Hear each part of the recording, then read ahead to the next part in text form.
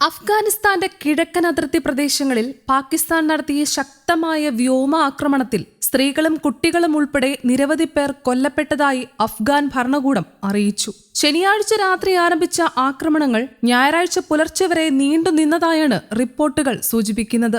ജനവാസ മേഖലകളെ ലക്ഷ്യമിട്ടാണ് ആക്രമണം നടന്നതെന്ന് അഫ്ഗാൻ അധികൃതർ ആരോപിക്കുന്നു. അഫ്ഗാനിസ്ഥാൻ പാകിസ്ഥാൻ അതിർത്തിയോട് ചേർന്നുള്ള പക്തിക, നൻഗർഹാർ എന്നീ പ്രവിശ്യകളിലാണ് ഏറ്റവും കൂടുതൽ നാശനഷ്ടങ്ങൾ ഉണ്ടായത്.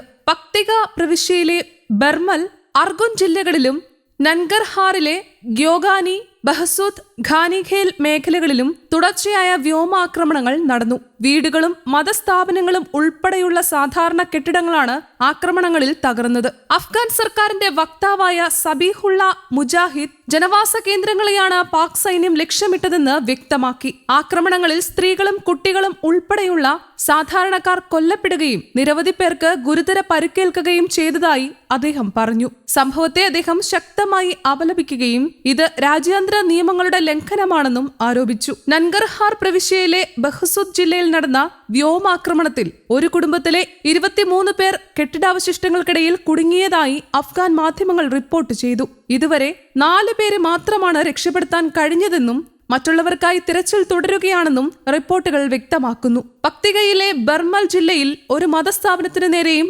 ആക്രമണം നടന്നിട്ടുണ്ട്. അതേസമയം അഫ്ഗാനിസ്ഥാനിൽ നടത്തിയ സൈനിക നടപടികളെ പാകിസ്ഥാൻ ന്യായീകരിച്ചു. സമീപകാലത്ത് പാകിസ്ഥാനിൽ നടന്ന ചാവേർ ആക്രമണങ്ങൾക്ക് ഉത്തരവാദികളായ തീവ്രവാദ സംഘടനകളെ ലക്ഷ്യമിട്ടാണ് വ്യോമാക്രമണം നടത്തിയതെന്നാണ് പാകിസ്ഥാന്റെ വിശദീകരണം. അതിർത്തി പ്രദേശങ്ങളിലുള്ള തീവ്രവാദ പരിശീലന ക്യാമ്പുകളാണ് ആക്രമണങ്ങളുടെ പ്രധാന ലക്ഷ്യമെന്ന് പാക് മാധ്യമങ്ങൾ റിപ്പോർട്ട് ചെയ്യുന്നു. ജിയോ ന്യൂസ് റിപ്പോർട്ട് ചെയ്യുന്നതനുസരിച്ച് ഫിത്ന അൽ ഖാരിജ് അനുബന്ധ സംഘടനകളുടെയും ദാഇഷ്, ഖൊറാസാൻ പ്രവിശ്യകളുടെയും 7 ക്യാമ്പുകളാണ് പാക് വ്യോമാക്രമണത്തിൽ തകർത്തത്. റംസാൻ മാസത്തിനിടെ ഇസ്ലാമാബാദ്, ബജൌർ, ബന്നു തുടങ്ങിയ സ്ഥലങ്ങളിൽ നടന്ന ചാവേർ ആക്രമണങ്ങൾക്ക് മറുപടിയായിട്ടാണ് ഈ നടപടി സ്വീകരിച്ചതെന്ന് പാക് ഇൻഫർമേഷൻ മന്ത്രാലയം വ്യക്തമാക്കി. ഇതേസമയം വടക്കു പടിഞ്ഞാറൻ ഖൈബർ പക്തൂൺഖ്വ പ്രവിശ്യയിലെ ബജൌർ ജില്ലയിൽ ഒരു സുരക്ഷാ പോസ്റ്റിലേക്ക് ചാവേർ ബോംബർ വാഹനം ഇടിച്ചു കയറ്റിയുണ്ടായ ആക്രമണത്തിൽ 11 സൈനികരും ഒരു കുട്ടിയും കൊല്ലപ്പെട്ടിരുന്നു. ഈ ആക്രമണത്തിന്റെ